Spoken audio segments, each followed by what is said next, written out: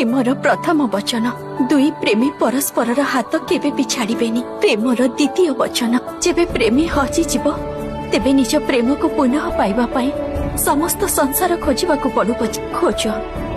Premiere तृतीय वचन निज प्रेमी मन को प्रेम कर शरीर को नुह।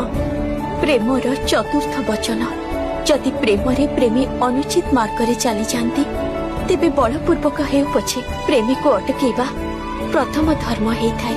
प्रेमर पंचम वचन दुई प्रेमी को सर्वदा परस्पर वास्तविक स्वरूपर ज्ञान देवा आवश्यक। आ प्रेमर षष्ठ वचन जदि दुई प्रेमी कौनसी कारणवशत परस्पर ठारू दूरे जाती तेबे तांको प्रेमरे किंचित मात्र भी ऊणा हेबा उचित नुह।